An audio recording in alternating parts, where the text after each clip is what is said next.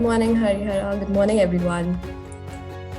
A very warm welcome to this LEADERCAMP brought to you by Skillsoft and People Matters. It is a pleasure to welcome all of you today to this virtual two-day workshop. I am Bhavna Serene, Content Manager and Lead D&I at People Matters, and it is my privilege to be your host for the next 2 days.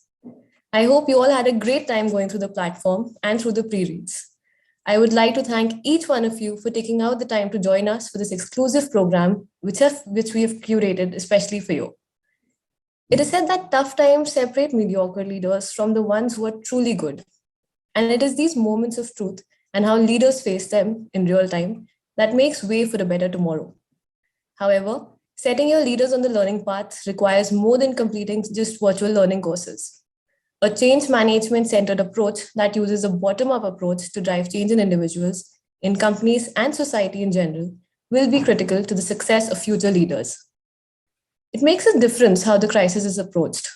Some companies and leaders couldn't cope with these adversities. But then there are others who are much more resilient and dynamic and navigate themselves and their teams towards a better future through this ongoing storm. To help find these gray areas in the current leadership development plans and the new learning approaches that help in building transformation leaders, Skillsoft and People Matters bring to you this LEADERCAMP, a live, online, instructor-led interactive learning experience. We have an exciting agenda planned for us for day one, so allow me to quickly take you through the flow for the day. In the next 2 hours, we will talk about creating a super learning environment for leaders. In the sessions today, you will get an opportunity to learn what's the right super learning environment, measuring the impact of your learning programs, and the right strategies for 2022. For our audience today, we request you to please let this be a knowledge sharing session and share your views on the chat section. Please do also keep sharing your questions with our speakers today under the Q&A tab. Just a request here, please do make sure any comments you share go in the chat section, and any questions you have for our keynote speakers today, as well as for our panelists, please focus them in the Q&A tab. And we're going to now begin with our first session of the day on creating a super learning environment for leaders by Rashim Mogha, General Manager, Leadership and Business Portfolio, Skillsoft. Rashim is an influencer, a thought leader, a best-selling author, a speaker, and a business leader. She's a tech evangelist and a frequent speaker at global conferences. Her thoughts on leadership, innovation, women in technology, and enablement strategies have appeared in publications like Forbes, Association for Talent Development, and Thrive Global. Welcome to the session, Rashim. It's a pleasure to have you with us today. Thank you so much, Bhavna. Thank you, Rashim. Before I hand over to you, just a quick reminder to all our attendees today to please keep sharing your questions with us in the Q&A tab. We'll take up some questions as time allows us post the keynote. Over to you, Rashim. Thank you so much, Bhavna. A very good morning to all of you and a very, very happy new year. May this year be healthy, happy, and abundant for all of us. Now, before we get started today, let's take a moment to acknowledge that we are in the midst of this pandemic for over 2 years now. That's a long time. And in these 2 years, we have spent a lot of our collective time, ours and our teams, basically to address the impact and the devastation that has been caused by this pandemic, both in our personal lives and professional lives. And there's no going back. There's no other way of dealing with it. And the way we work, the way we live, and the way we lead has changed forever now. So being a global leader, I've gotten opportunity to talk to business leaders across the globe in terms of their business strategies. What do businesses need to thrive today? What are they thinking about as they think about being resilient, being successful in this new world that exists now, where we work differently, where we lead differently, where we create products and solutions differently? And in those conversations that I have with these leaders, the business initiatives that keep popping up time and again are around digital transformation, around customer centricity, and around diversity. You'll hear words and terminologies like innovation, agility, culture. And really, businesses today realize that to achieve these strategic business objectives, they have to rely on three key pillars that they have: people, processes, and technology. Now, in the last decade or so, businesses have really focused on technology to drive all these initiatives. But in last 2 years, if this pandemic has told us anything, it has proved to us that people are our most powerful asset, the most valuable asset. And as such, when you think about organizations, their perspective on their people have changed. Today's organizations expect everyone to be a leader, whether you're a leader of your own projects, whether you're a leader of your teams, or whether you are leading a business. Basically, they expect everyone to lead. But while everyone is a leader, the reality is that not everyone leads. I want you to soak in this for a minute.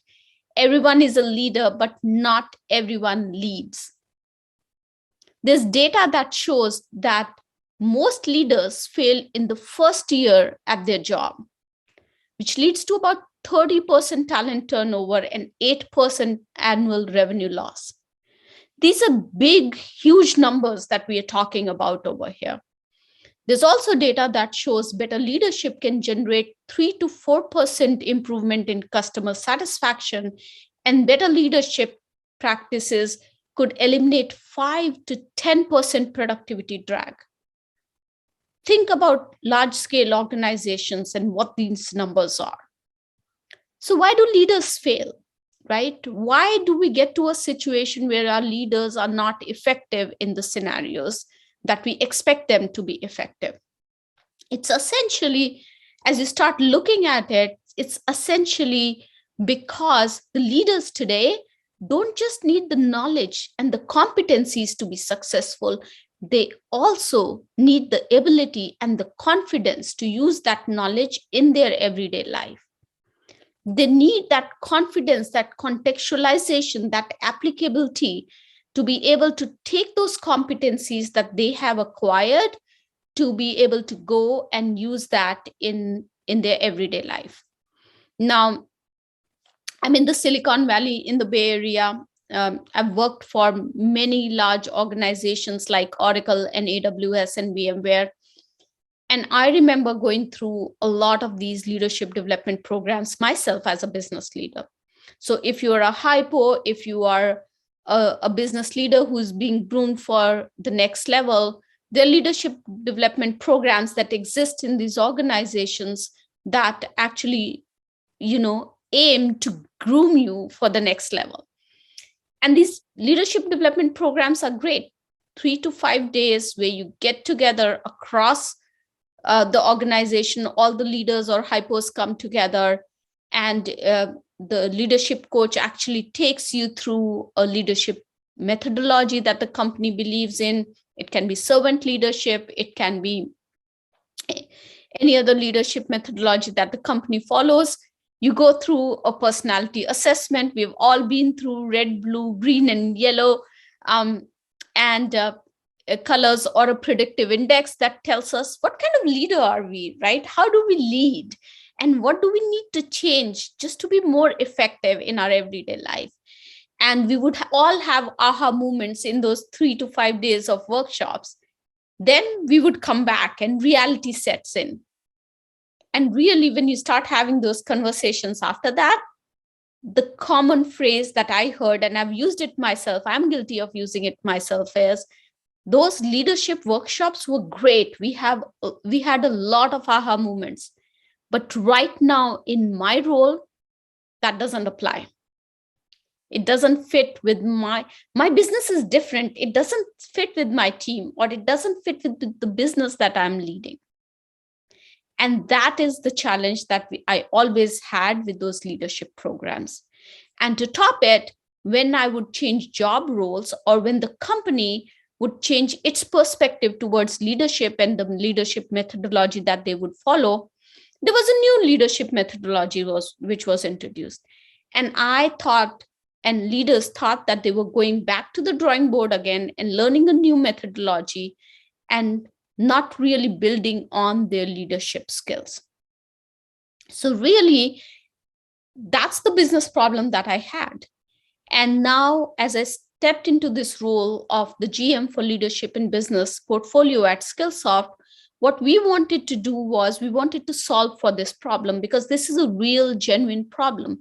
Leaders cannot be effective if they don't have the confidence to use those competencies that they have learned about in their everyday job. And that's why what we wanted to do was we wanted to build innovative leaders with digital acumen that focused on building applicability. So instead of picking up a leadership methodology on which we wanted to base this program, what we did was we went a layer deeper into this. Because effectively, what you're trying to do is when you start with the statement that today's organizations need everybody to be a leader, what are you doing over there? You are essentially expecting a behavioral change in everybody in your workforce. And when you do that, it's essentially change management that you as an organization are driving within your people. So we essentially focused on this transformative leadership program that is built on the Edcar model of change management. For those who know, those of you who know about Edcar, know that it is a change management model that was built in 2006, around 2006, and takes a bottoms-up approach to bringing about that change in individuals, in organizations, and society in general. So let's talk a little bit about it. Edcar is actually an acronym for the 5 outcomes of this model: awareness, desire, knowledge, ability, and reinforcements. And let's dive deep into it. The first and the foremost thing is you need to have that awareness that my business is changing, my key strategic initiatives are changing, and as such, I need to change. And then there should be a desire to change that as well, because just knowing that you need to change without a desire is meaningless. And then once you have that awareness and that desire, then you need to build your leadership competencies. That comes through building that knowledge. Once you have that knowledge, then comes the contextualization. That example that I talked about, where those 3 to 5 days that I was spending in those leadership workshops and coming back and not using what I had learned in those programs, that's because I did not build that ability. That's because it was not contextualized for me. So you build that ability then, and then you follow through with reinforcement, because change management, that behavioral change that you're looking for, requires reinforcement. So how have we built it out for you with our Skillsoft solution? You build your functional and your power skills, which is time management, negotiation, effective communication. All those pieces you build out in month 1 to 3, where that awareness and that desire is building. Now let's talk about building that knowledge. You take the digital learning assessment to build your leadership knowledge, and build your leadership knowledge using our MIT SMR solution, which is SLDP, or Skillsoft Leadership Development Program. Now, this gives you good knowledge around the 30 leadership competencies that are essential for a digital leader today. But once you have that knowledge, how do you contextualize it?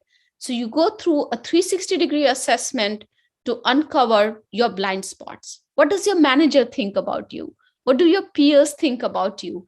How do you come across as a leader? How do you show up as a leader? All those pieces are important. That helps you. The 360-degree assessment actually helps you uncover those blind spots. And the beauty of this 360-degree assessment is that it can be customized to an organization, and within an organization, it can be customized for a business unit. So depending on what your strategic initiatives are, how do you want your leaders to show up, and the competencies that you want to build, you can actually do the 360-degree assessment on that. Once you have that assessment for each individual on your team, each individual gets assigned a coach, and you basically, with your coach, create an action plan that addresses your specific blind spots. And this is where the contextualization comes in. So each person, while may be rated on the same parameter on a 360-degree assessment, might have different focus areas. And that's what a coach helps you work on. They create an action plan with you, you identify your goals with a coach, and then you spend 6 months with the coach going through those goals, creating an action plan and working on that action plan. And during this phase, you're building that ability to be able to use that knowledge that you gain through our MIT SMR program and use it in your everyday life. So once you go through that phase, then you measure your growth as a leader again. Where have I, what were my previous scores and where am I now? Do I need more coaching? Do I need more reinforcement? You have that conversation then. And then to build that reinforcement, you take Aspire journeys, which are role-based journeys specific to your job role, and help you build and reinforce on the concepts that you have learned, both as part of the knowledge gaining experience through our SLDP program and also through coaching. And then by the time you go through this 12-month or so period, what happens? Your job responsibilities have changed. You probably have new stakeholders. You probably got promoted and have a new job role altogether. And you go through this cycle again, because now the competencies that you need and the ability that you need to develop and your goals are different. And the beauty of this entire program is that in this program, continuous learning is already built in. So you go through this, and basically what you are doing is you're building that habit of continuous learning. And this is so important, because if you don't inculcate the habit of continuous learning, you stop growing. And in an organization where people stop learning, where they stop growing, the organizations are not able to thrive. So that's why organizations talk about building a culture of continuous learning. Organizations today know that it's so important to build continuous learning culture such that they can thrive, so that they can be successful. So as you start thinking about building these models in your organization, in terms of how you're going to put forward these leadership development programs, it's important to focus both on knowledge building as well as the confidence, the ability, the adaptability piece of it, so that the program is relevant, people use it, and people can become effective leaders. So if you would like to continue the conversations, feel free to contact us. These are our details. And at this point, Bhavna, I would love to open up for any questions that you have in the chat. Right. Thank you so much, Rashim, for that interesting conversation. It is, as you said rightly, very important to build both on the knowledge building aspect, as well as applying that to make leadership effective in the current context as well. So I think we do have one question from Kiran here. So Kiran's question is, how do you personalize such learning for leaders, and like, do you leverage simulation, and what is the role of 360 degrees when it comes to digital leadership, especially when we talk about the current times? Absolutely. Let's talk a little bit about that. How do you personalize it? So basically, depending on what kind of leaders you are, and leaders, basically, I again said it's 3 categories: leaders of individual projects, leaders of teams, and leaders of business. They are customized learning paths or channels that we have built in, and the competencies have been mapped with the leadership competencies that are required for each of these categories. That's how the personalization happens at the knowledge stage. Now, when it comes to personalization for the ability building stage, the 360-degree assessment is customized to an organization, and that is made available to everybody in an organization. Either it's customized to an organization or to a business unit. So let me give you an example. If you are in an organization, a customer service rep, and that's the organization for which we're going to provide a leadership development program, effective communication becomes a key part of that role. And if in the 360-degree assessment, your managers and your peers and your stakeholders rate you low on effective communication, then you're coached on that. Now, there might be another person in the same business unit where people would rate that person low on, for example, negotiation. Because as a customer service leader, you're constantly having those negotiations with your customers and your stakeholders. So that person would actually be coached on negotiation piece and not on communications. So that's the level of personalization that happens. I hope that answers the question, Bhavna. Yes, Ashim, thank you so much for that. And in the interest of time, I'm going to take up just one more question, and that's from Deepak. So Deepak wants to know your thoughts on there's a paradigm shift in the environment, work culture, and the way we deal with current issues. And while leaders have built competencies over a period of time to work in a traditional business model, they're not really ready to deal with the issues posed by the digital world. The set of competencies required as well have changed to a great extent. The competencies you require from leaders. So, What are your thoughts? How long do you think will it take for leaders to actually understand that and adapt to, we spoke about the Edcar model also. So how long do you think will it take for leaders to actually acknowledge and act on the changes that they need to make now? I think leaders acknowledge that today, Deepak. What they don't know is how to bring about that change in themselves, right? They think that if people would know that they are not doing things right, they would change it, right? They have those blind spots and they don't know how to address it. So to address that, actually in our MIT SMR powered curriculum that has been built for SLDP, there's actually that digital leader undertone. So there are agile leaders, there are digital leaders. Those all competencies have been taken into consideration.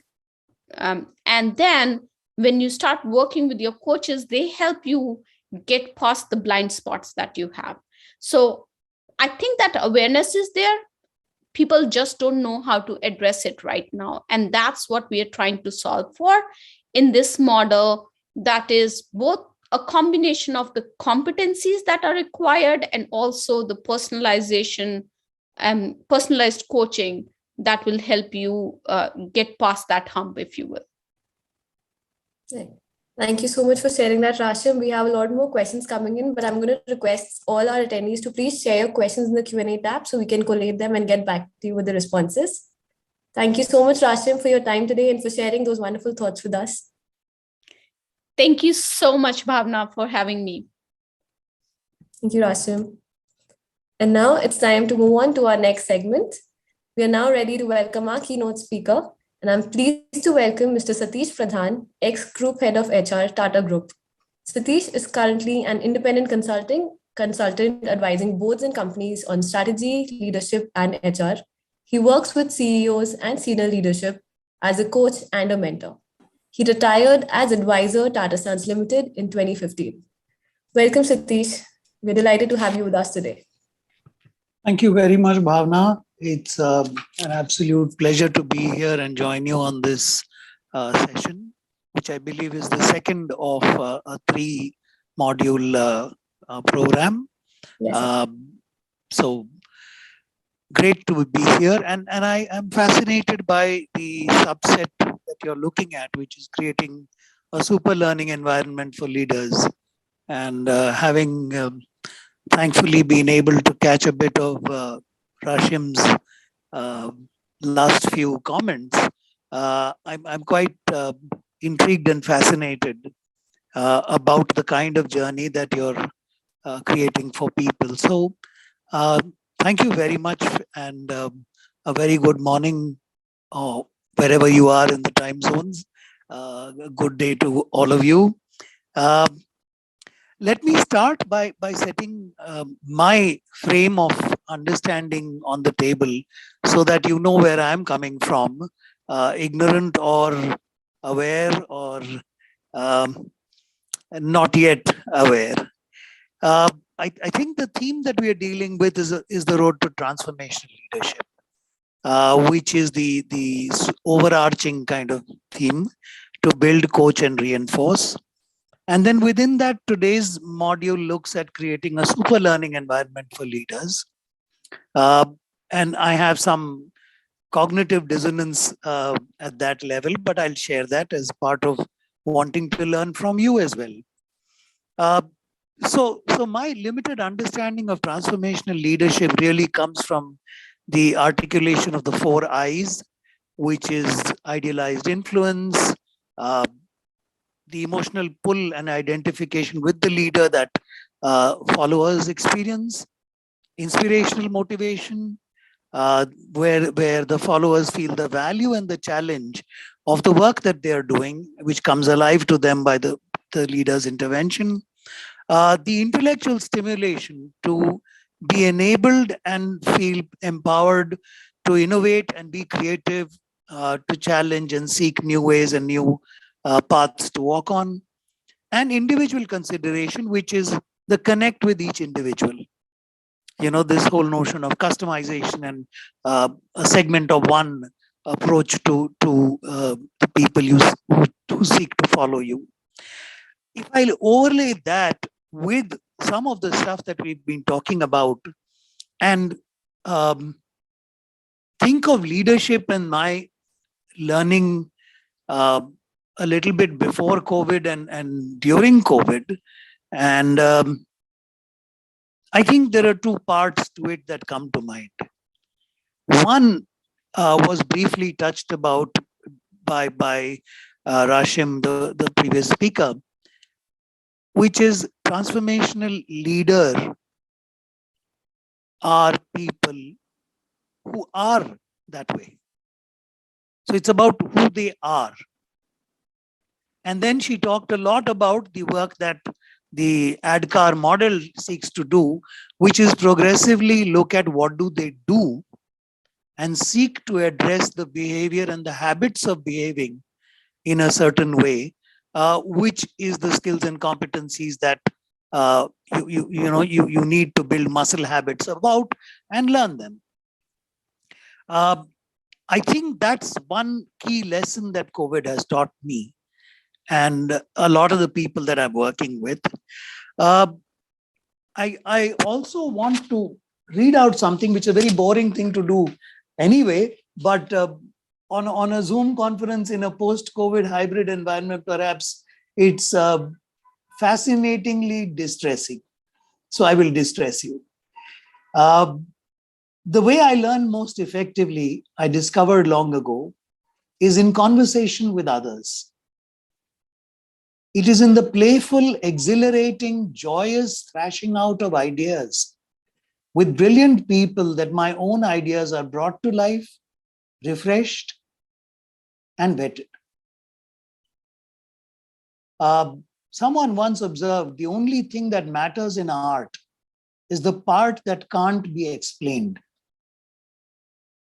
Perhaps the only thing that matters in leadership is the part that we struggle to capture and put in a bottle. Conversations have been my main pathway to pursue this. Now, a bit of a quiz there. Any of you who can actually pin down, I didn't say this. I love the statement that I just read out, and I believe I resonate with it a lot, and a lot of you might as well. But I didn't say it. Any of you who can name who said this, I will offer you a digital chocolate. Okay, but let me get on with this notion. So this is about not the part that is definitive and clear, and I think brilliantly articulated in what little I saw of the Edcar model. The part where we are dealing with engagement with behavior, required behavior across the organization, to the extent possible, customized to various levels, functions, roles, etc. I think that is a great way to curate the competencies, and I believe there are 30 of them at the Edcar model, to adopt and to learn and to continuously keep pursuing and refining. I am stopping myself before getting to that stage and really saying what COVID has taught me is the gray zone before that. And I think one of the provocations that my previous conversations with Bhavna and the team was about the gray zones in this journey. And can we just, unpack some of that? So to me, what has been highlighted and heightened in my understanding during COVID is one aspect of this gray zone. We have, and I'm sure all of you have said it yourselves as leaders, heard it from your leaders, bosses, people you admire, and outside as well, at a societal level, at a organizational level, and at a team or unit level. It has been common currency for 2 years that I have had my ear to the ground, whatever little that means. And that is the human connect. Whether it was the migrant labor's misery and agony that they went through in having to trek back to their distant hometowns or villages, or it was the agony and the anguish of I live in Pune, Hinjawadi techie, who was distraught at the whole turning their lives upside down and having to work from home and cope with many of the things that came in the way of what was a very comfortable and exciting world of work for them. The underlying message was about human connect. And then we heard words like authentic, compassionate, empathy, trust, inspire. And these are not empty words. People who've used these have genuinely been touched by some need to establish some of these, to do new things, to create connect with people at a platform which is restrictive, which is digital like this. And it's very difficult for me to see even the faces of people who are in this fora. So I'm just talking to a screen and I'm trying to evoke a human connect with words like being authentic, words like being compassionate, both to myself and to the audience that I speak to and the stakeholders, to having empathy. With what? Trust. And therefore, that I think is an area in which the exploration of who you are is seminal.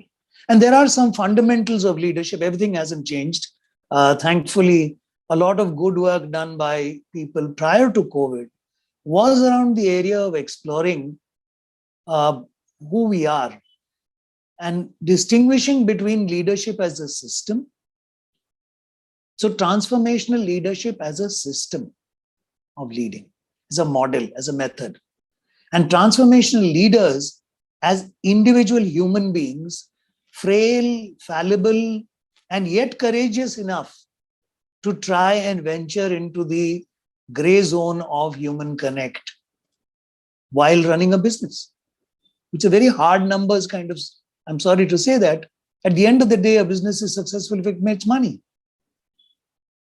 If it doesn't make money, no matter how human and compassionate you are, I'm sorry, the business has not succeeded. So there are some fundamentals that have been studied by various people. And I think it's worth addressing those. And not all of these are cognitive. The previous speaker made a statement which I would qualify, although it is very powerful in the context she made it, that if people knew what they had to change because of business reasons or situational reasons, they would change. And so we have to make them aware. It may be a trifle simplistic because knowing is not enough. The will to do things as leaders is often counterintuitive and defies some of the past wisdom and past reasoning that we have come up with. But it is not without thoughtfulness. It is not without reflection. And the most difficult part, which cannot be captured and put in a bottle, is understanding who we are and coming to terms with that before we start setting targets and pursuing the railroad of behavior modification and behavior improvement. Because the question that you have to answer for yourself, which is again very unique to you, to all of us, is behavior to change in order to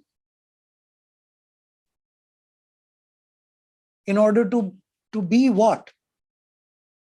So let me give you an example from business. We worship a deity called profits in business. Is this a false deity? Well, let me put it this way and frame the question differently. In life, we are dead if we don't breathe. Yeah? So we have to breathe to stay alive. But we don't live to only breathe. We breathe to live so that we can do whatever. Somebody spoke of vision in the chat box earlier, some purpose earlier. So the profit of a business is a means to a larger purpose. If that purpose isn't there, then it's like saying, I'm living to breathe. Now that can't be sorted out in a cognitive workshop. It has to be a lot of reflection and thinking, deep thinking, which individually we have to go through and be assisted with, and which is what brings me back to conversations. So let me, in the interest of time, try and spend the next few minutes in trying to chalk out a way forward. I think customized journeys are important, but not category. One of the things that when we make a system, we tend to be driven towards as HR folks and, system design people, is to treat the market or the populace as segments. Segments essentially are convenient intellectual exercises of my making sense of the raw data of n million people or n thousand people or n 100 people in my organization or in society. To make sense, I put them into a category and then I address the needs of that category. Yeah. And one of the things which I think I learned from C.K. Prahlad, God bless his soul, was this formula of his of n is equal to 1, which predates, by the way, COVID, but has become heightened in its relevance now. So customized journeys, individually crafted for each person. And layered between tangibles, which we've got in the Edcar model, as I can see, which is about scalable behavior and what we do. Layering this with the intangibles, which is answering and reflecting on questions like, who are we? I mean, do you act in a compassionate way or in a generous way when you don't feel like giving a compliment to Bhavna or to Ankur or to somebody else? So is it a learned behavior where you act, but it's not who you are? And you try to reverse engineer yourself by drumming behavior by rote so that it becomes a part of you. And I'm not passing judgment saying one is good or bad. I'm just asking the question, have we thought through this for ourselves? Or are we taking this as given wisdom, received from the instructor who is teaching us these capabilities and skills. Question I leave you with. But that customized journey needs to start from this. Two kinds of conversations.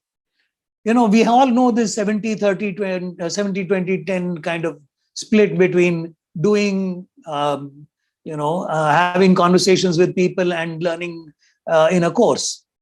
I'm saying COVID has taught me that my 20% of talking to people, learning from others is way more weighty in today's environment.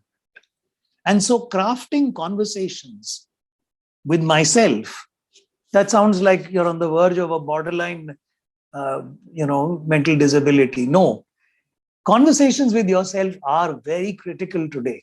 Many of us have been through it without realizing it in the periods of isolation in COVID. The reports I hear from leaders is that those conversations with themselves were very valuable to them in forging their way for themselves and their organizations forward and moving forward as leaders. So that with yourself and with people who are what I call stimulants for you, whether they are advice-worthy people you go to, whether they are sparring partners that you would like to go to, or how you actually begin to start engaging with other people in a joint journey of learning and stimulus. And finally, the emotive energy that you're able to bring, breathing life into your leadership.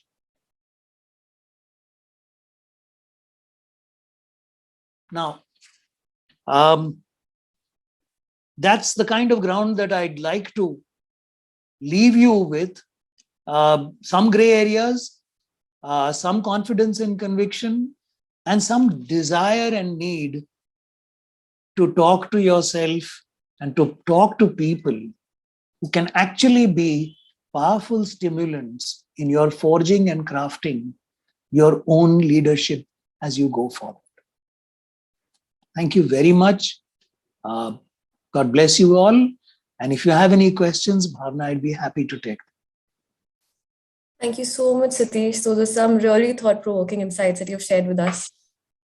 Before I take on the questions, I think responding to one of the questions that you had asked all of us, and I'm sure a lot of us are eager to find out, were the lines that you shared by Ratan Tata? No, actually, it's something I read, which in 2010, Warren Bennis had written. Okay. In the foreword to a book which he wrote for a friend of mine who asked him for a foreword, and he started with that sentence. So, no chocolate for you. No worries. But thank you so much for sharing that excerpt. And I think that just went on to build on everything that you've shared with us today, Satish, around the importance of having those conversations. And we spoke about the gray areas, when it comes to leaders. And there's this one line that you had shared around, that leadership essentially is who you are. When we talk about transformation leadership, it's essentially who you are. So two questions here. One is, how do you really shift that needle from, driving awareness about who you are to actually acting on the reverse engineering that you spoke about? And we have a question here from Ajay. His question is, can anyone become a leader, or are there any pre-qualities before a person, tries to get some sort of a training to become a leader? I have a mixed answer to that. Leaders emerge. They are not made or manufactured or given birth to. And they emerge as a conscious act of connection between the people they choose to lead, the people who choose to follow them, who they are, and what they aspire to become. So, for example, I have this question I like to think about, which I call being on the dance floor and being on the balcony above. I know it's funny trying to imagine me on the dance floor, but I actually do get there once in a while. So on the dance floor, what are you thinking about? You're in the moment of action. You're taking decisions, making choices. What kind of a dance are you going to do? A waltz? Are you going to do a tango? It may not be with the music. What's the music? What's the context? How many people are there on the dance floor? Is there space? Is your partner aware, leading? How is all that happening? And then you're making a call right there. So that's the on the dance floor thinking that you need to be able to capacitize yourself. And that's where the leader begins to emerge. The second is when you're on the balcony, you're looking down at the dance floor. So it's almost like an out-of-body experience. Yeah. So you overlay that with what's happening to you in the moment of the leadership challenges. And if you can do these two kinds of reflection and find coherence within yourself, you will find that you seek the behavior and the skills that will deliver to that. And that's where the value of an Edcar comes in. If you've lit that fire in yourself to move to a person who makes a difference and who's willing to step out and be courageous and be bold, take risks. See, leadership is not a safe game. Leaders emerge when they take their head above the parapet and tell the enemy from across, this is the target, shoot here.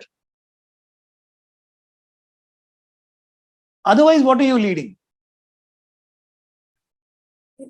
Right? So you can't sit safely in the trenches and be a leader. You have to step out. And if you look at the 4 I's of transformational leadership, it's actually a lot about the idealized influence part is about role modeling and dramatizing at times the demonstrated behavior that inspires others to follow both your leadership behavior and your leadership intent. Sorry, I took a bit longer than I thought I would. Does that help you? Yes, absolutely. Thank you so much, Satish. So I think that just leads me to the next question that we also have here from Vikas. You just mentioned about that leaders emerge. So when we talk about aspects like emerging as a leader, as well as the intent aspect, that's very intrinsic and self-driven, a lot of self-reflections. Now, as an organization, when you're trying to build leaders, I think the question from Vikas is on that aspect, that how do you transform people into leaders if that purpose is not reconciled within them? And how do you develop trust in people, among people, especially in the post-COVID era? But I think more focus on... First of all, people are not atta that you can put some oil and water and namak in it and knead them into the raw material to make chapatis or parathas out of. There has to be an inherent drive. It may be, see, all of us have a latent desire to make a difference. And if you look at all of us, it's actually part of our DNA as human beings. However, the challenge comes either when society or circumstances have built a mental cage around our mind, saying, boss, this risk you can't take. Or this is not worth it. This is not you. You're a good soldier, follow orders, be a great manager, live happily ever after. I'm exaggerating to make the point. So you can't make, an organization can create circumstances in which leaders will emerge. And those who have the desire and the intent, and they have that compass, which tells them that's the route that they are going to follow, that's the direction they're going to go, they will find it an enabling path. That's the best an organization can do. But taking a reluctant leader and throwing them into the leader's seat is I won't say impossible, but I'd say it's a darn difficult thing. I think there's a lot to learn from the analogies you've been sharing today, Satish. This is just so apt to, for us to understand.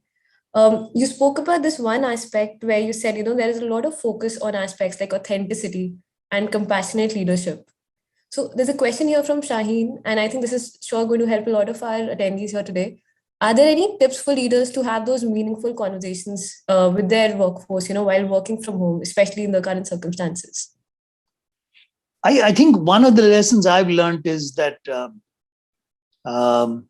this is not, skill is, it's a bit like, I have a very good handwriting. Yeah. But I have to write to Bhavna about something which is, let's say, an emotional subject. My handwriting skill will only help me to put my thoughts and words into a good looking page. So there isn't a script that you can learn or be skilled at. If you genuinely don't feel, and it's a getting in touch with or stimulating a latent feeling within you, which cares for others, which is genuine, which is also accepting of the vulnerability that, look, I haven't done this before, I may goof it. Willing to take the courage in your hands and say, let me try doing it, see what works. That's what's happening on the dance floor. You're reflecting forward and looking at how to create the intent that you have in the behavior that you demonstrate. So I'm concerned about Bhavna. Yeah, I'm genuinely concerned. How do I connect with her in a manner which is not purposive, but connect with her because I'm concerned about her? And then in my balcony reflection, did I actually connect with her? Was I authentic? What came in the way? What could I have been doing differently to let my authentic self come through, not act it out? So I think that's the place where the pressures on leadership to continuously adapt and learn are being heightened. A Jack Welch sort of arrived well before he got to being CEO of GE. And then after that, he just did more of the same. Again, unfair. It's probably not fair to him. He did learn a few things as he went along, but by and large, the mold was set. Today, what we are being told is, if you are, let's say, a Jack Welch in your company or a leader of great, potency and potential, or you're continuing to be the CEO or the CHRO,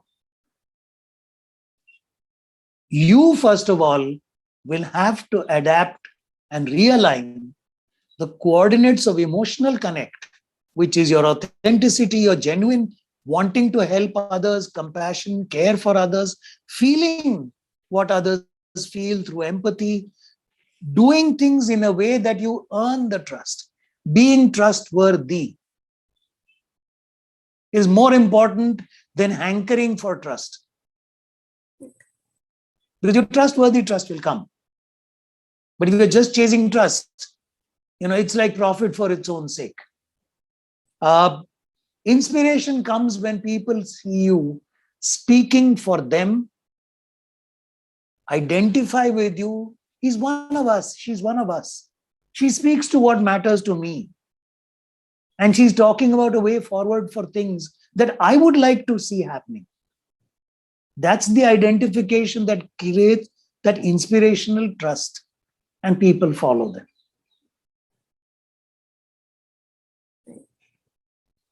Boils down to authenticity at the end of the day. And it is something which is within our grasp. It's not easy. It's not like learning a skill and passing a Python score of 9.9 out of 10 and then being able to do that every day. It's about having to learn and go back to basics again. See, this game is a bit like snakes and ladders. You get a 6, you move 6 steps forward, you land on a place which is a snake mouth. You slide 2 rows back. But again, you pick yourself up and go back. Try to be more authentic in your So I think that resilience to say, I'm not going to stay lying down. This purpose and this journey is too important. These people I care for are too important for me to say, can't do any more of this. Right. If you're at that stage, then you'll keep, then this notion of you will communicate the power of continuous learning and the inspiration of continuous learning, where it won't be a slogan at the back of the LNOD person's table, but it'll be a living reality in that organization. Right. Thanks. Anything else? Any other question? You have time? Yes, just one final question, Satish, before we let you go, although we do not want to. But when we spoke about learning, I think you also mentioned about the 7-20-10 model of learning, right? Yeah. Now, when we talk about creating a super learning environment for leaders, how do you think should organizations approach that when, about maybe dividing it into giving leaders that time for self-reflection, that conscious, dedicated time for self-reflection versus designing leadership development programs versus conversations? How do you think, what kind of mix, and how should they approach it, and how should they personalize it rather? See, let me take a very stupid angle to this. What's the average span of control of leaders in our organizations? 3 or 4 minimum. Maximum maybe 20. Right. 20 is still within your grasp. Have conversations with your people. Encourage them to have conversations with their people. See, if you try to capture it in a bottle, it is not a genie which will go into that bottle. It will escape. So you systematize and structure everything. Some of my best friends are engineers. Yeah. And I love them because they try to structure everything and, put it into a bottle. System bana do yaar, apne aap chalega. Leaders recognize that on many fronts, they are the system.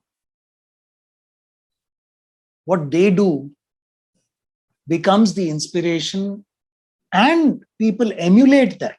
Sometimes they even just copy it.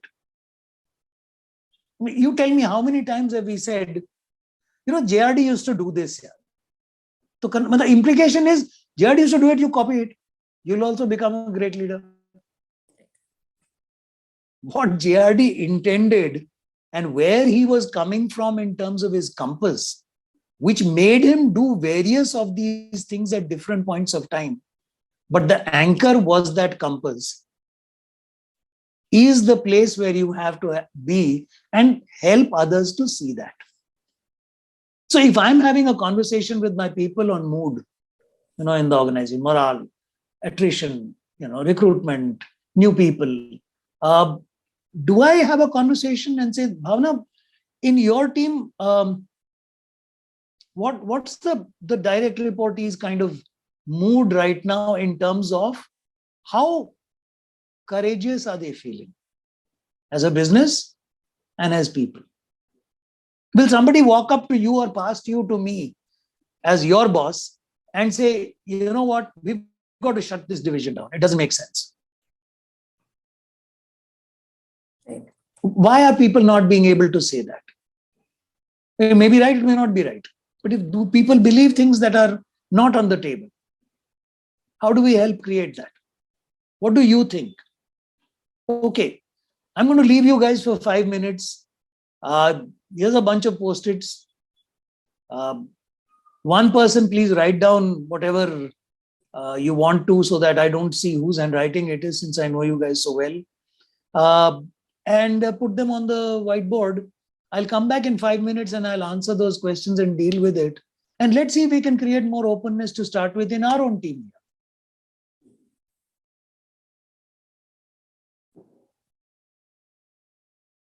Or, for example, I know one CEO did this recently.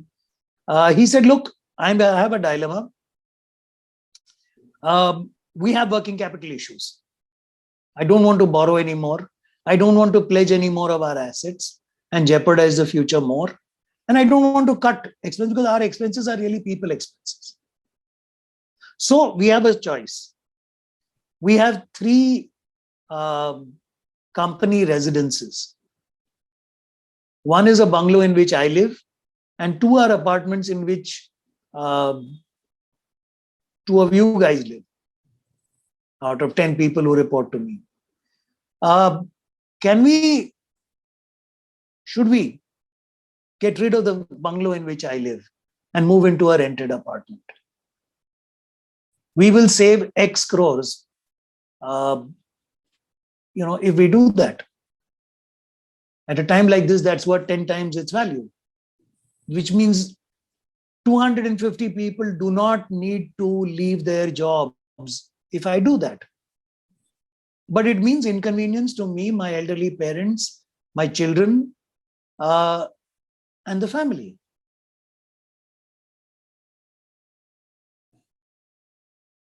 What do you think that does? Is that drama? First of all, it depends on whether you've created a genuine dilemma that you are experiencing in their minds. You've invited them to feel comfortable to say, boss, Satish, ye bech dalo yaar. This is not worth the money that we have in it. Or don't take on this kind of trouble. It's not worth your doing this. Will people have the courage to tell me what they really feel? How do I create that? If I create that, then it's like a viral infection. Those 10 will have at least, what's the current positivity rate in Delhi? I'm not sure, honestly. Okay, whatever it is, that positivity rate of infection will be far ahead of Omicron, and it will infect the next level of people, which will infect the next level of people. So it's a positive viral infection, which then starts building culture. That's the foundation in which leaders emerge. Now, this going back to the question about, can we make people leaders? Can we develop them into leaders grudgingly or otherwise? Or will they just happen? I think that's the link over there. Sorry, I tend to ramble a lot, so sorry for that long answer. Certainly not rambling, Satish. I mean, you spoke about transformational leadership and making a difference, and the chat window here is flooded with lots of gratitude. Can you just make sure you get a printout of that and send it to me so that if I have some thoughts, I can actually individually help the people whose questions have not been answered. Absolutely. I'm going to request the team to please make a note of that and do share that with Satish. And thank you so much, Satish. Once again, it was lovely hosting you today. Thank you very much. God bless you all.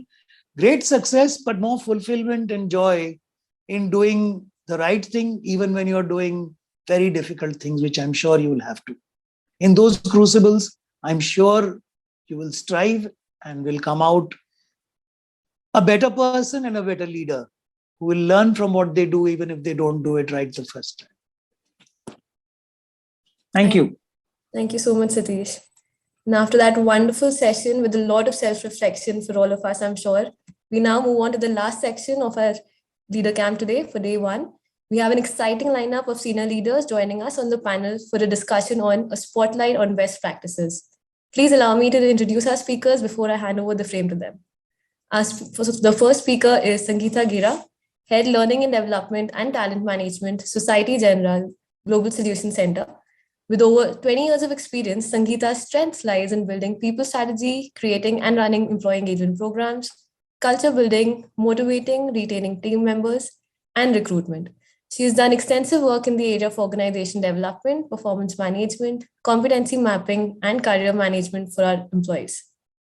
Our next speaker is Poonam Chandok, Head Learning and Development, Corporate HR, Larsen & Toubro. In a career spanning almost 3 decades, Poonam has established functions from capability building to overall HR-driven organizational change, managed post-merger turbulence, and led many strategic interventions from the front. She has worked closely with business leaders and has been a strategic ally in various business transformations. Our third speaker for the panel discussion is Roshan Joseph, Vice President, Learning and Development, Quest. Roshan brings in 20 plus years of experience in learning and development, knowledge management, organization development, e-learning, and grassroots sustainable development.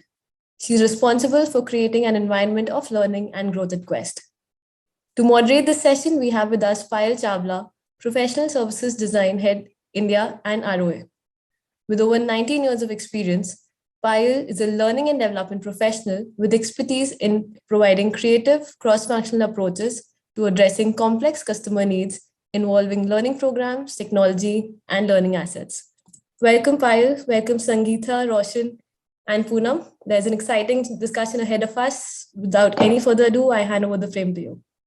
Thank you so much, Bhavna.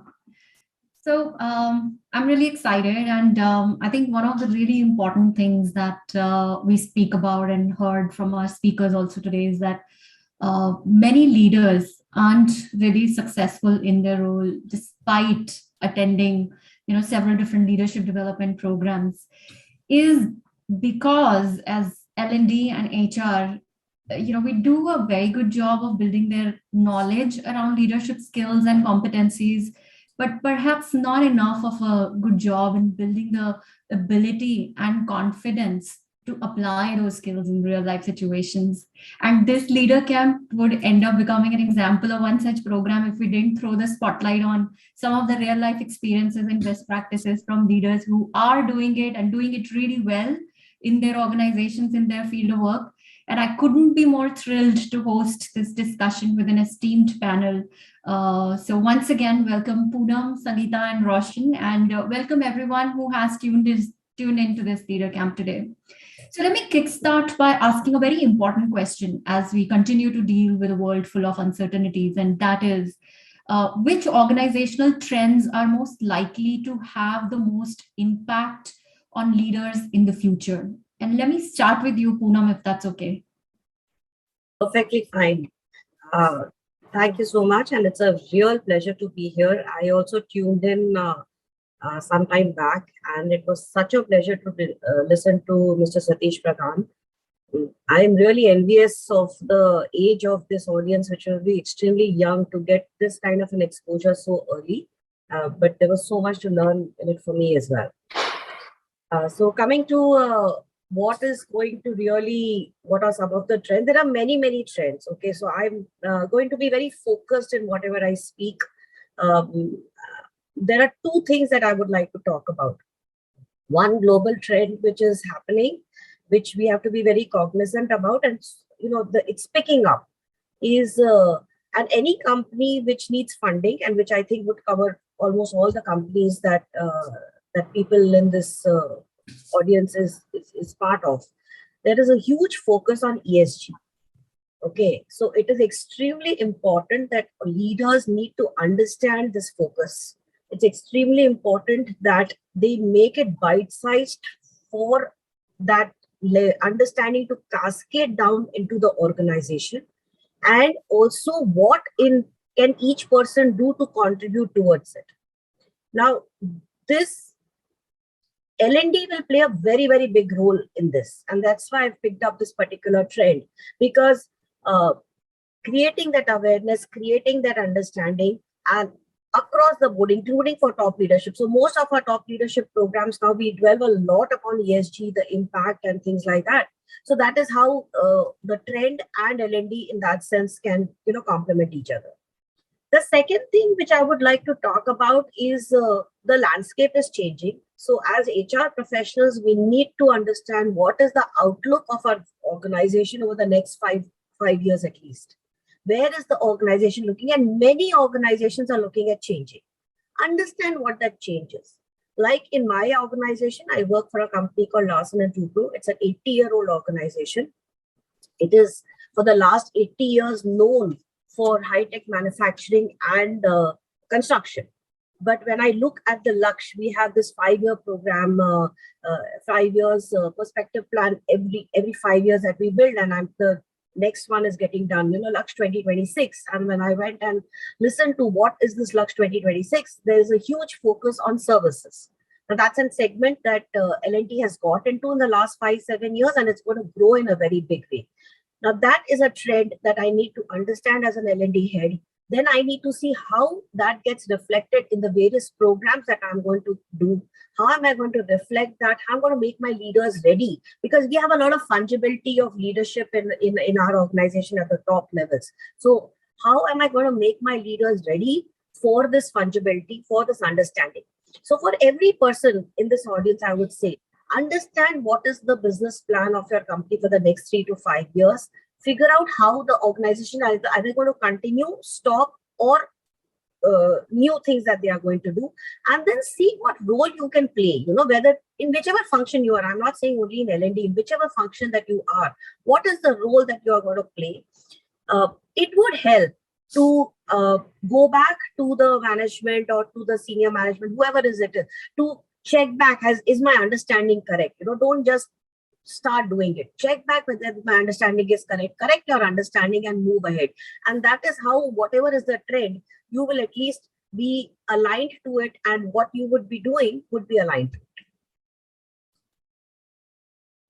Great. Yes, so important, Poonam. And I think that covers the awareness and desire part of the Edcar model that we have been speaking about to an extent. So thank you so much for sharing that. Sangeeta, if I may invite you now to share your thoughts on that. And you're on mute. That's right. Thank you so much. Now I hope you can hear me. Yes, Payal, thank you for that question. And it's really a pleasure to be on the panel with Poonam and Roshan, sharing so much of their own experiences and their knowledge. It's really, I'm going to be walking out of this forum with a lot more of understanding of learning and development, I would say. Just to give a little quick background of the context that I work into. I work for a bank, a Paris-based bank called Société Générale. We are a 165-year-old bank. Okay, that means we've survived 2 world wars, so many depressions, financial depressions, and still remained the 2nd largest bank in the Europe. Okay, something we've been doing right for the last 160 years is what I would want to believe. Okay, and what does that mean is definitely understanding the environment that the financial and the banking markets are going through. I think apart from healthcare, financial sector or banking sector is one of the most transforming sector. I don't know when was the last time that some of you went and deposited a check in the bank. Okay, we all now use third-party payment options and all of that, right? So in that scenario, how do banks survive? What is the innovation transformation that is happening? So for me, it's not just the organization trends that I want to look at, it's also the industry trends that will be playing a huge role. And that's where I think the learning and development team contributes, okay? So that is in terms of reskilling, building the entire critical skills and competencies to make your organization future ready. I think that's one of the biggest market trends and the organization trends that I see, okay? That's reskilling or upskilling of people. Another one that really is because of the work from home scenario or because of the digital workforce management that we're doing, I think the global talent pool has really opened up, okay? I have an OTC head sitting here, over the counter head, transaction head sitting here, managing teams from different geographies, different cultures, different worlds, time zones, okay? How is my leader sitting here able to manage, inspire, create impact into these work cultures, manage these work cultures? I think that's something that we really work very hard on. And the entire orientation towards being much more human. You heard from Satish Pradhan as well, how it is being authentic, how it is being that much more humane as a leader, how much it is much more being compassionate, whether you're a manager or an employee or a peer or whoever it is. So that element of bringing in that employee well-being, okay, in every aspect. It's not just about training you on it. It's about in every action of yours, in every, what can I say, every experience that you want to give an employee. How are you looking into the well-being of the person? I think these are the elements or the shifts that I'm seeing in the organizations and in the markets that we're in. And I think learning and development team has to respond if we have to survive this. And I think we're doing okay in that. Great. Thank you, Sangeeta. Important insights there. Roshan, what's your take on that? Glad to be on this panel. Wonderful to hear the input from Poonam as well as Sangeeta. and great question as well. In fact, as Poonam and Sangeeta were talking, I was thinking about the perspective that I wanted to bring in, and before that, a little bit about my organization. I come from Quest, which is a global engineering solutions provider.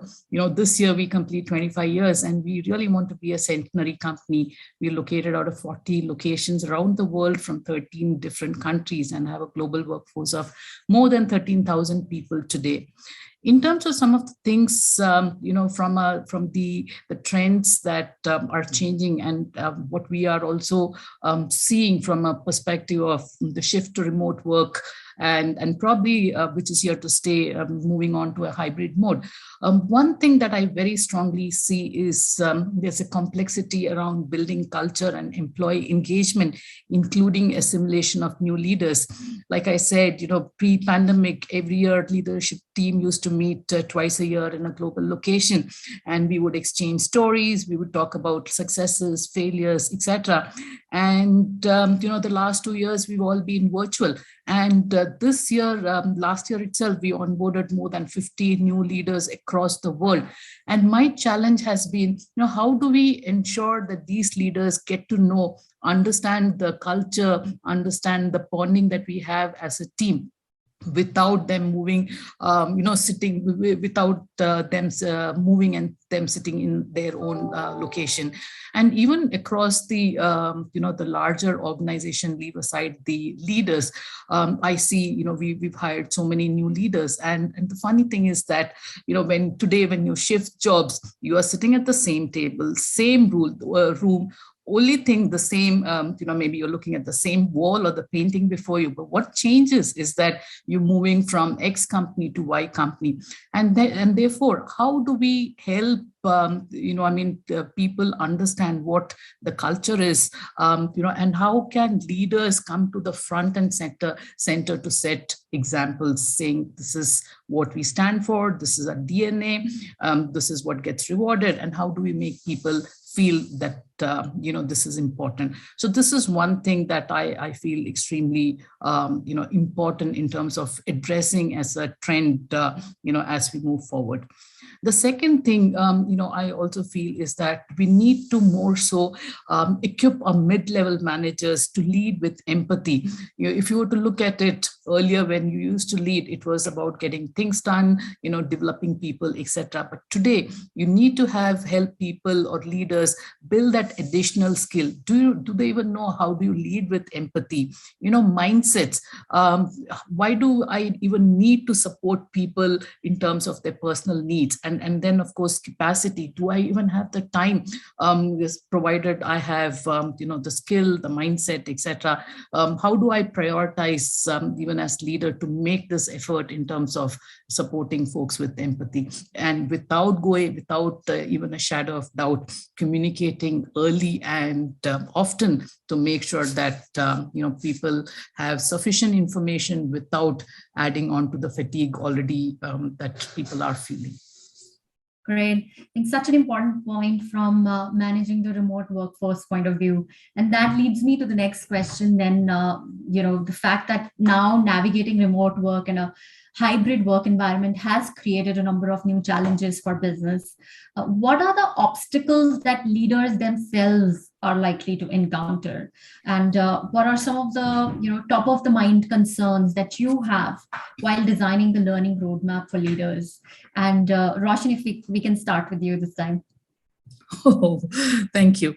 So in terms of the obstacle, and this is across the board that I see, people do not have time. Not only they are supposed to do work at the office work, there are a lot of stuff around home. Suddenly, a child kind of comes in. Today, while I was on a call, just before this, I had my help standing and saying, there's somebody at the door, and I'm like, go off. I can't get that. And she's like, no, you have to. And out there, I'm on a call which I am leading.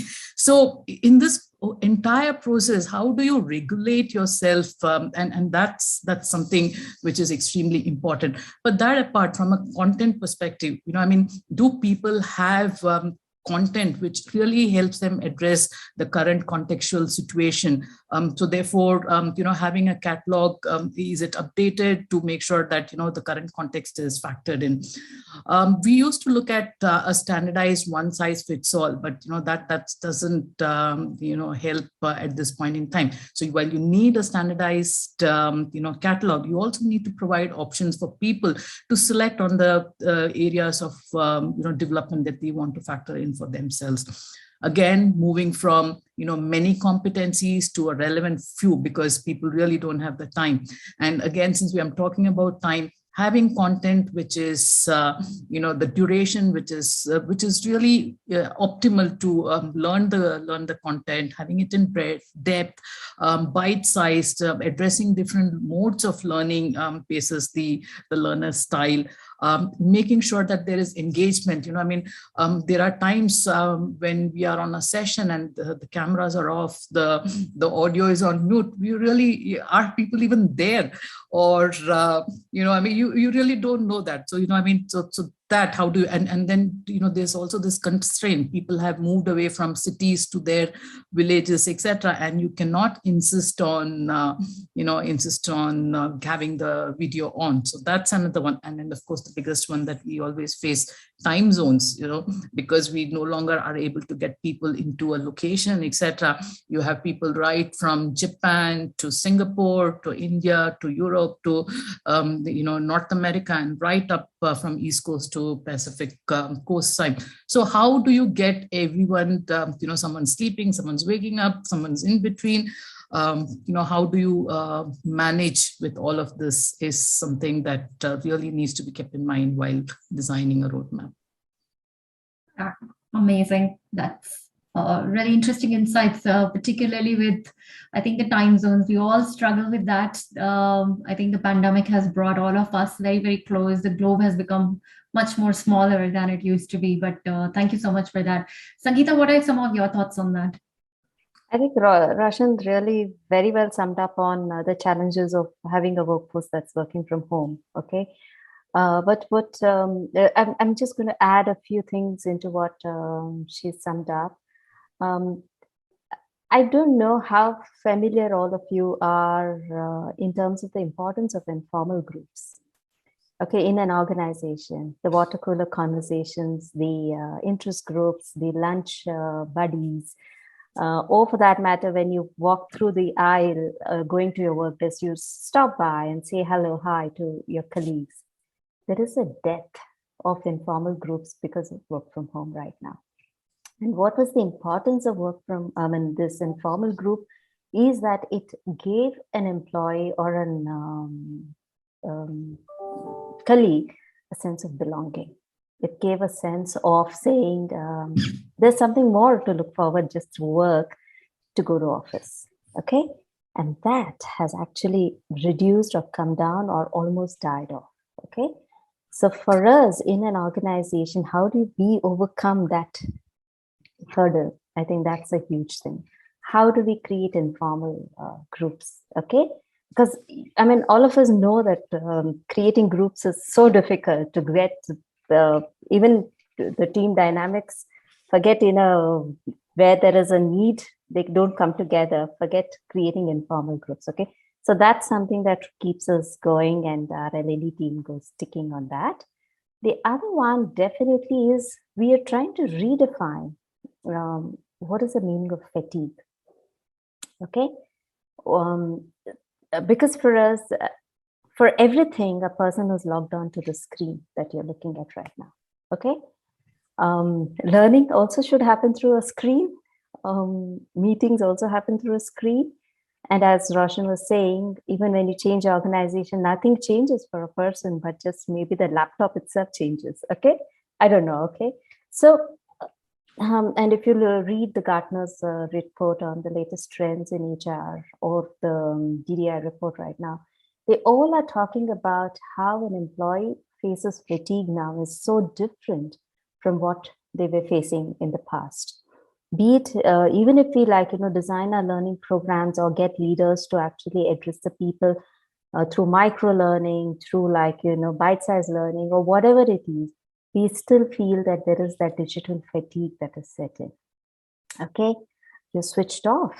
The only thing that you can still go back to a digital format to watch is a Netflix or a Amazon series, maybe. Okay, and that was the question that my CEO asked: how can you make, Sangeeta, people get hooked on like a Netflix series to a learning program? I said that would be a challenge. Okay, so honestly, I think we as L&D people should understand what triggers fatigue in people, which is a block in people's way to learn.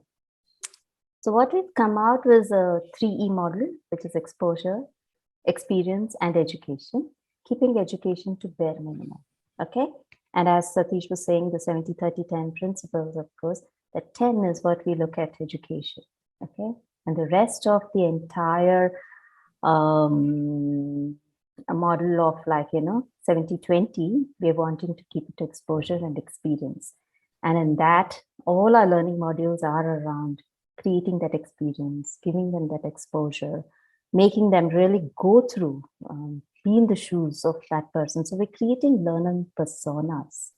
Okay, so it's almost like gamification. So when you're playing a PUBG or when you're playing a Fortnite, okay, you're actually wearing that skin of that person. So we're creating that personas for people, and that personas then help you build.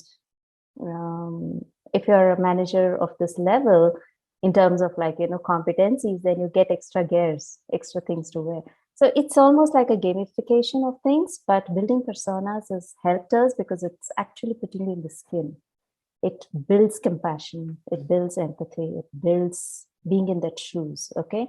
So creating that authenticity in people is the need of the hour, as you heard from Satish as well. So I think that's really working for us. But these are some very big concerns that we do have in terms of how to fight fatigue. How do we really, really get people to be reskilling themselves? Right. No, that's really interesting. I particularly like the EEE model that you spoke about. And I think both of you spoke about some real challenges that everybody on this call will relate with. Absolutely. So, how do we really overcome these obstacles and solve for them? Poonam, would you like to share some best practices that you are following in your organization to overcome some of these real life challenges that each one of us is experiencing in our roles? Certainly. See, ours is a different organization. We are, whether it's manufacturing or construction, which is almost 70% of our organization, they've all come back to office. Okay. You cannot build anything remote. The manufacturing, the floor is shop floor is very much there, and you need people there. And therefore, the people in offices have to be around to kind of solve those issues. So yes, we have work from home in the sense, which is episodic depending on issues that people may have, but generally everybody's back. Even then, I would say that the trends have changed. So when we looked at people coming back and we started by announcing the program that we were announcing pre-pandemic, we found that the choices of our employees has changed. We sat down and we figured out now that there are 3 choices available to them. One is that a lot of people have got hooked onto the online platform that we have. So the online content, we had in fact worked a lot on improving the online content. So in fact, we've done a tie-up with Skillsoft, we've done a tie-up with Coursera, we've completely kind of revamped and made it top end. So people have started enjoying learning there. So we had to figure out what is the kind of learning that is largely going to be serviced through online. Then for regular programs, we found that people did not want to come back to the training hall. So there is a set of programs that is comfortably being dealt with in the virtual mode, and that programs have to be now delivered in the virtual mode. The third is that whenever it's a flagship program, whenever it's a career building program, wherever it's an aspirational program, they want classroom. They are not wanting to have it on the virtual mode. So we've had these conversations with participants saying that we will be delaying this program for 3 months because of COVID conditions, or we can do it right now and we can do it on the virtual platform. And people have said, no, we don't want it on the virtual platform. So this whole understanding that L&D has built or needs to build about their organization as to what is the shift in the learning styles of people, and then make sure that that style is met by high quality content, because that is non-negotiable. You have to offer high quality content, whatever is the style that people may adapt to. So that is a very, very big challenge, and how we faced it. The second is that there is no longer a pure form of training. Okay, everything is blended. So your all your duration programs, short-term programs, everything will have some element of online learning, some element of virtual, some element of classroom, and some element of simulation. Simulations has come as a big way of learning and assimilating and in kind of processing it much faster. So everything is now about blended. So whenever we are thinking a program, when we are thinking of delivering a need, we have to look at the entire kind of portfolio of offerings that we have, and then curate it in a manner which will deliver the best results. This is again something which was not happening earlier. And third is there are some new things which are available today which were not available earlier. We did a tie-up with an organization called Coach Vani, which was an AI-based coaching, English coaching. Now, something like this earlier would happen and we've been working with Coach Vani for quite a number of years. So we would have 20 people in some location who would need English coaching. And it's a big thing for us in our organization, because generally we take people from across the country for their skills and for their knowledge, and then we kind of train them and groom them. We believe that's our job. So English coaching is one of the things that we do. So earlier it would be 20 participants in a particular location, and then a 4-month journey, and that's the way it was designed. And using AI, they have built some very fantastic platform, and very, very beautifully they have the online has taken, like, the interactions are still there, but they're a part of the online platform, and the way they have structured it was extremely interesting. When we announced the programs, we got some 300 people saying that they're interested against 20 in a particular location. So we were extremely thrilled. But as we went through this experience, it had its own learning curve. It had its own dropout rates. It had its own challenges. We addressed some of those challenges. And net, I think at the end of 4 months, 200 plus people completed the program. Now, you can look at it two ways. One is, oh my God, you had 1/3 dropout. What kind of a program did you run? But I chose to look at it. That was earlier in this 4 months, I could have trained 20 people. Today, I have trained 200 plus. And effectively, because the sessions, whatever they speak gets recorded, it gets played out to their IS. There is a lot of feedback and all those elements which are built into it. So the improvement is as real as it was for the 20 people at the particular location. So I'm saying using technology. Look at the things that are available today. It's fantastic, we keep meeting new people constantly and understanding what this landscape is offering. And that is very, very, and we're trying to see whatever is the best suited for our organization. We're trying to get into that. So 3 things. One is what learning styles, and trying to map those learning styles and understand. Second is a blended in terms of mixing and matching whatever is available. And third is keep looking out for what is new available in the market, and go through the experiment. Everything is an experiment. You have to have a mindset of experimentation. Everything is not going to succeed, but then you have to make sure that how much best it can succeed, because at the end of the day, it's money and ROI has to come. Absolutely. Couldn't agree more. I think all those 3 points are so very important. Roshan, what would you like to add to this conversation?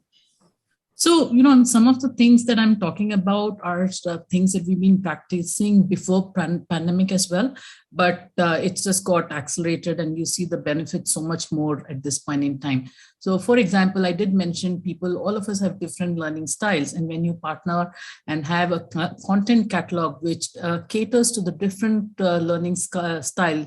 For example, you could watch, or you could read, or you could listen, or you could even practice. And that gives people an opportunity to go and look at, things from a perspective of which really suits them. So that's something which has really been extremely useful. And alongside, we also have curated paths which come in from the partner, but also have the flexibility to add our own path. So that's kind of been pretty helpful. Sangeeta did speak about how important is to keep that peer learning or the need for connections. And that's something that, which has always worked for us for a lot of our leadership development programs, where a lot of times people have said that, getting in touch or learning from peers has been really phenomenal. We've not only continued that, but we've also added a new element, which is group coaching, where we have a facilitator, work on the theme, and these are facilitators who've been part of the program, and then they discuss in depth in terms of what are some of the things which work, etc.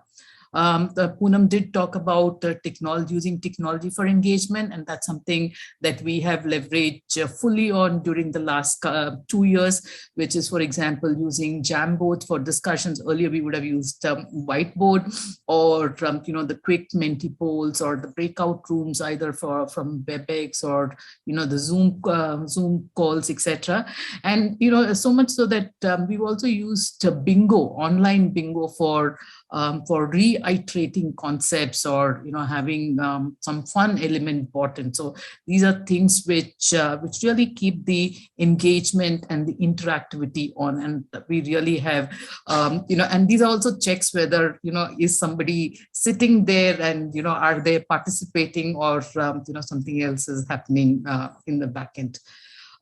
We've also ensured that our leaders are teaching, so making sure that they are constantly getting in front of various audiences. This could be the chairman, the CFO, the CHRO, etc. So different folks, the head of delivery, coming in and talking about concepts, addressing the teams. And we found that as always, these sessions are much appreciated. I did mention that people are clamoring for time, even though there's a want to be part of the session. It is sometimes something happens, either there's a personal crisis or there's some work that happens, or or a network problem. The funny thing about networks, you are all set till that last minute where everyone's on the call and you're not able to join. So to cater to all these things, we also, for internal sessions, etc., we record it and we make it available in an edited mode, or we kind of send the transcripts around so people know what's kind of happened. And I think Sangeeta spoke about the 3 E's. We've been using the experience. Education and exposure does happen, but experience is something that we have leveraged pretty well and continue to leverage, so much so. I'll give you an example. When pandemic started, apart from L&D, I had a stretched role to handle crisis communication. And my God, the amount of learning that I had in that 1 year was, I don't know, I would sometimes ascribe it to a decade's worth of learning otherwise. And now as I speak, I'm rotating out another employee of mine to another function. So through, not ad hoc, but planned rotations, really rotation stretch assignments really help people get that additional experience, which is something that accelerates learning at any point in time. That's really amazing. I think what amazes me the most is to see the level of creativity being demonstrated by the group of people here in terms of making the best use of technology and really taking advantage of whatever resources are available to get the best out of what we have in adverse situations. So really amazing. So on top of what Poonam and Roshan have shared, Sangeeta, would you like to add anything before we shift the conversation a little bit and start talking about a little bit about the culture in organization? Surely, Payal. You've got 3 L&D heads who love talking. Again, we will never say no to that. Okay, saying no. Yes, the way we overcome these obstacles have been at different levels. Okay. It has to be at a strategic level, our operation level, and at people level, individual levels, okay? And when I say strategic level, the way we have seen learning, or for that matter, development, okay, has been that, we need an ROI, it's like it's a budgeted, it's an expenditure, but I think I've got people to see it as an investment now, okay? So it has to sit on the different side of your P&L right now. You are investing in people for a long-term gain. Okay, while at a tactical level, you're reacting, you're responding to the changes that are happening, the new ways of learning, by putting in maybe reverse mentoring, teach back programs. The 3 E's is what is being. These are very reactive, but at the top, at an organization level, the way we've designed the organization, the way we have actually looked at learning itself has to change. Okay, and I think that's a very key element, because as you see, how's the market going? Market is not looking at the pool of employees as workforce anymore. It's a skill pool. Okay, it is actually a pool of people with competencies. Okay, and that's the way we have to see the workforce. It is a skill pool. And to create that as a skill pool, you have to actually clearly define roles. You have to define what are the qualifiers for those roles and get your learning team to be ready to actually cater to those qualifiers. So we have actually taken a step back in the organization and built the entire organization around roles. So we've gone into the mode of being a role-based organization in totality. And I was leading that project. I can give you some insights into it. We had around 700 plus roles, okay, and with very vague role descriptions, requirements, and blah, blah, all of that. And when we embarked on this project, we actually brought it down to 135 roles. That's it, okay? And for these 135 roles, what are the skill sets that you need? Technical, behavioral, as well as functional. How do you qualify into getting into this role? Because it's all about upskilling yourself to actually apply. If you're looking at building your skill pool for the organization, that means then you need to, like, internally upskill, bring the entire workforce from a Java X.0 to a Java 2.0, whatever it is. How do you build that? Okay. What is the requirement? So your workforce management has to be re-looked at completely in order to build that skill pool, right? So learning has to be seen in a very different way than just people who are providing those many TNAs or calendarized program or bespoke programs. Okay, no, fine. So, but that still remains our core work. Huh? Okay, we have to respond to the just-in-time training needs. Okay, we have to respond to that. But at the same time, step back, look at the org design, and most of us also wear the hat of organization development. I'm sure Roshan and Poonam also do that. Okay, so it's but important for us to step back and say, how is our organization designed? Okay, how do you make learning an integral part? Okay, how do you inspire people to learn? How do you get them to? So if it is a part of applying for a role through your internal job posting, okay, that means then you have, like, for example, we have learning journeys for becoming a business analyst. And business analyst skills is one of our key elements in a banking scenario, okay, or for that matter, a data scientist or a data engineering, okay, we have role-based learning journeys. So have you at least done the awareness or the conversion stage of that? And that becomes a qualifier for you to apply to another role, okay? And for example, I'm building a manager persona, okay? And if you're sitting for a promotion, okay, have you at least gone through the manager persona learning journey? I mean, that's a simple question that a leader can ask. And, and if the person says no, then we say, go back, go. Understand what it means to become a manager. Is it your cup of tea to even become a manager, or do you want to take up expert career?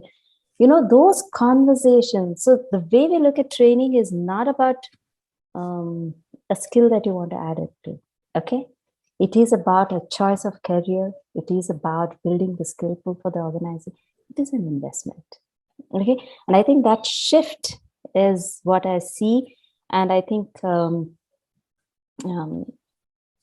changes is inevitable, and it is exponential, the changes that can come. Today it's pandemic, tomorrow it could be anything else that could come, okay? And how we respond is definitely in terms of how agile we are, how organizationally agile we are, okay? To look at learning and build it into every component. And I think Poonam spoke about it, saying that learning is not a standalone thing. It's about embedding it into every event of your employee life journey. So for me, that the way learning has to be seen has to be more strategic rather than a tactical thing. I think that's a key element, is the way to overcome any changes that we see. Absolutely. Thank you so much, Sangeeta. That was interesting. And I'm also being mindful of time, but I do want to touch upon the cultural aspect of this conversation. So very quickly, Poonam, if you could, from a culture perspective, help us understand how can companies build a culture of growth and learning to support leaders?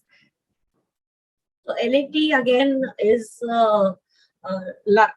I would say, we believe in development of internal talent. Across 80 years, all our CEOs have come in from internal talent.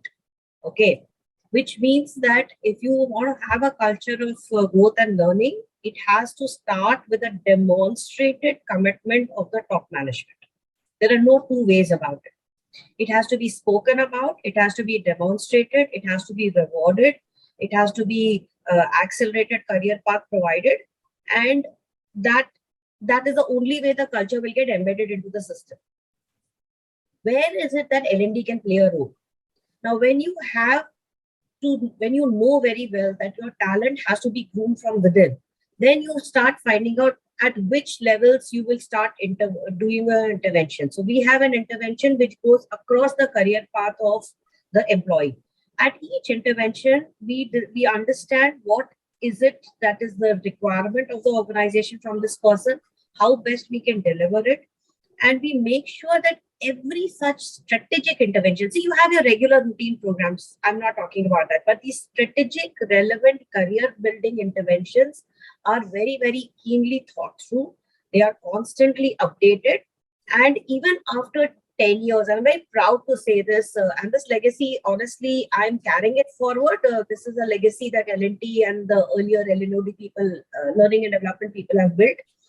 I'm carrying it forward, augmenting it. But even after 10 years, if you ask the person that that one particular program that you attended, I'm talking of the career path programs, how do you think it helped you? And you will get some resoundingly wonderful answers from them to say, even 10 years hence, that these are the shifts which happened.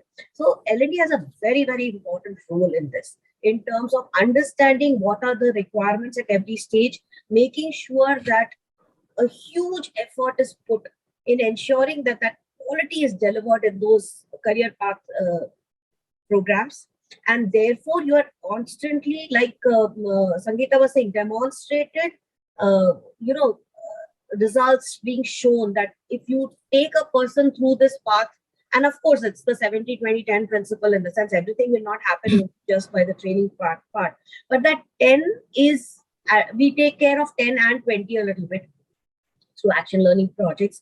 But that is so firmly demonstrated and entrenched in everybody's mind that it becomes very aspirational.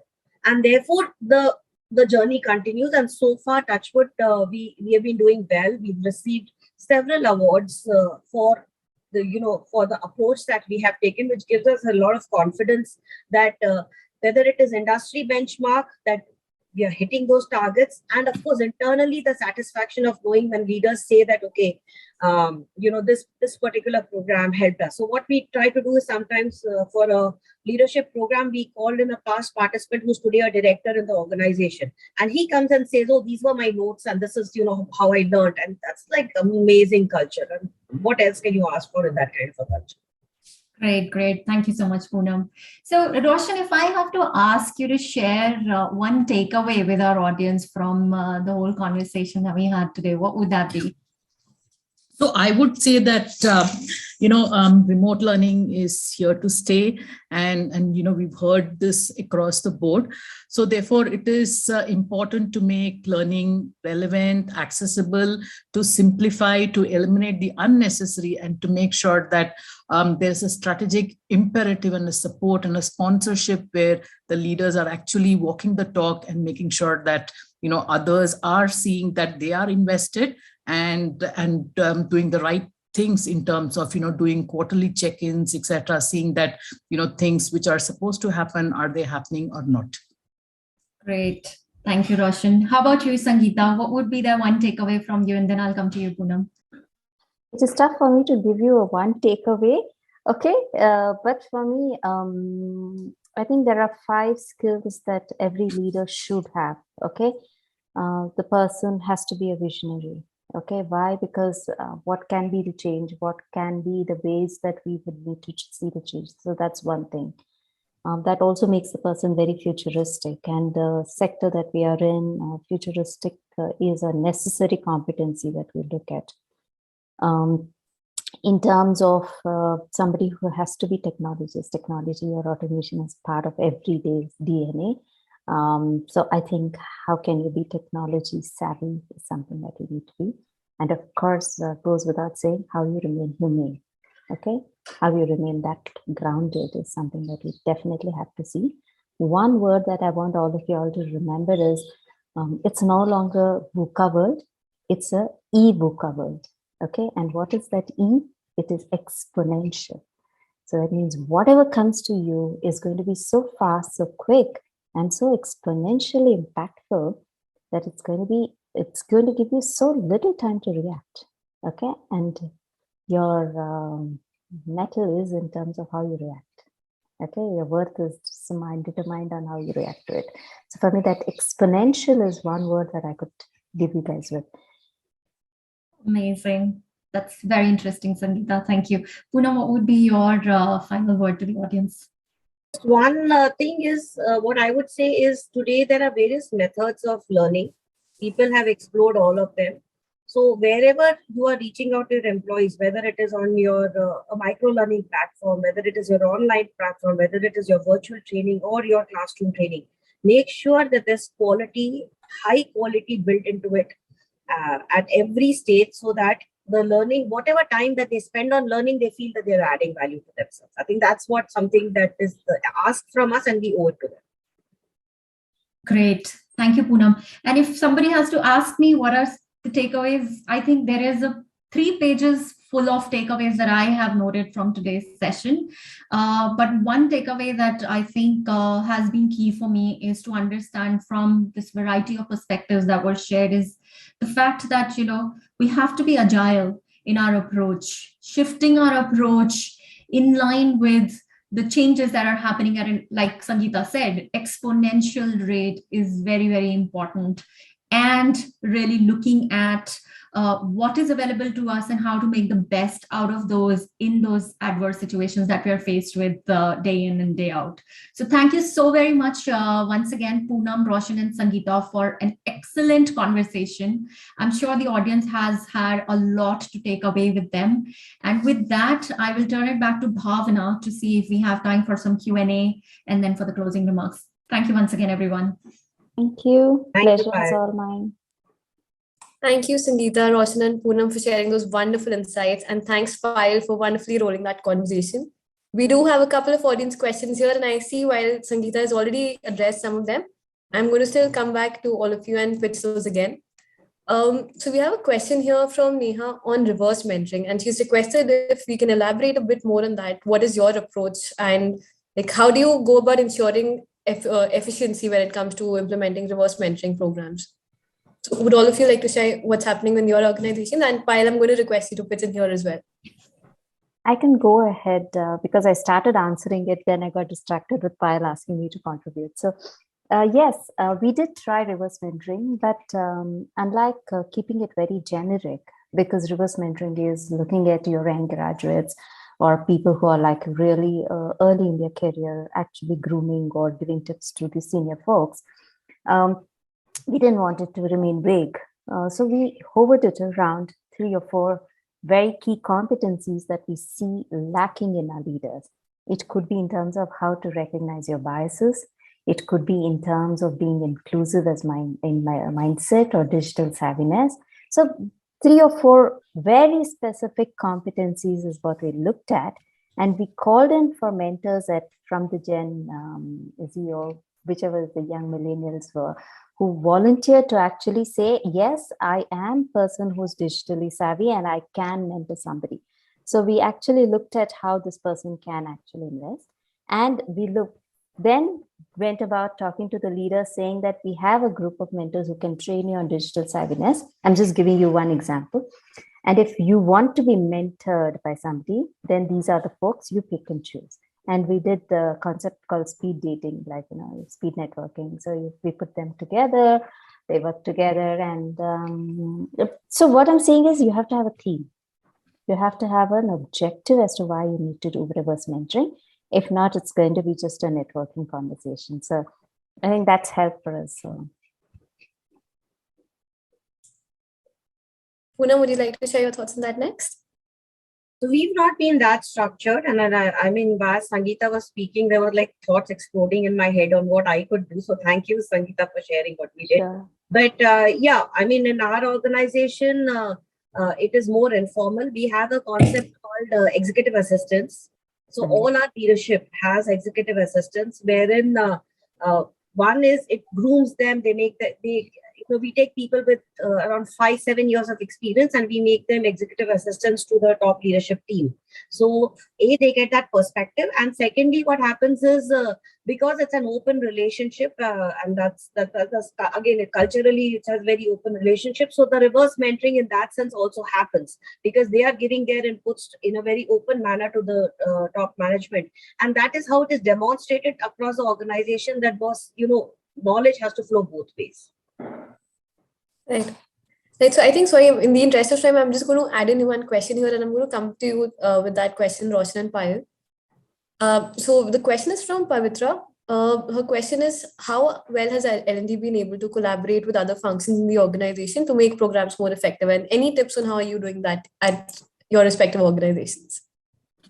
So I could start by saying, I've seen over a period of time that we've been able to work very collaboratively with the HR business partners and also functions and their specific spokes. We used to start with, there's no way that, L&D can do everything and reach the length and breadth of the organization. And the HR business partners are folks that we've seen are good conduits because day in and day out, they work very closely with the business. So not just for a L&D, for a development program, but also we use their inputs on succession, making sure that, when you have a hypo program happening, that they are making sure that if there's an attrition risk, they are making sure that the things are addressed and we get the hypos to stay, etc. So we that's something that we've kind of worked. It's not been easy. It's like a partnership that you have to establish, and you just don't use them for to get the dirty work passed on and have them doing it. So we sit together, decide what is the way forward, and work towards implementing it. Another partnership that we've seen is with the functional spokes, be it from delivery or be it from the functions. Excuse me. And we've seen that has also helped us improve the understanding, the context in which the requirements need to be done, and getting more and more people to complete the programs as well. Right. If I can just add to what Roshan said. Okay, just and I think the way we've also worked is we looked at you partnering with HR business partner for our long-term initiatives, which is your normal TNA and all of those aspects. But we do have a concept called learning champions. And these learning champions are people who are from business. They are people who actually help us design, develop some of our technical trainings and functional trainings. Okay, these are your SMEs. And these are my people who are hands and legs and brains for my learning team in the business line. And these are people with very, very critical tacit knowledge. Okay, and you understand what I mean by tacit knowledge, right? Which is not recorded, which is like, your process knowledges, your function knowledges, which is not available on Coursera, Pluralsight, or anywhere else. We actually get them to do teach back sessions. We actually get them to actually do train the trainer modules for us. And I think that's really been very, very encouraging. And we reward them also accordingly. We give them a lot of R&R for doing that teach back session. So that's really worked for us to partner with business. Thank you so much for sharing that, Sangeeta. Payal? Yes, I think in my mind, great collaborations are a result of great alignment. And that alignment, when that happens at a business metric level, because all of the teams and all of the functions are working together, working towards the successful achievement of those common business goals. If you as an L&D person, if you can bring that alignment at that top level, you are bound to have that successful collaboration amongst other teams whose support is very important for the success of your learning programs. The other thing in my mind is the fact that you involve these other functions and teams right from the beginning, even in the design phase. That's very important because that's how you create that environment of partnership. If you just design a program and go to the other functions and say that, here is the program that we've designed, we'd like to deliver, we need your support. I think the level of support that you can expect to get if you involve these different people, from across the functions in the design phase, right from the beginning, you can expect a better level of partnership. So those were just, a couple of pointers that I wanted to add there.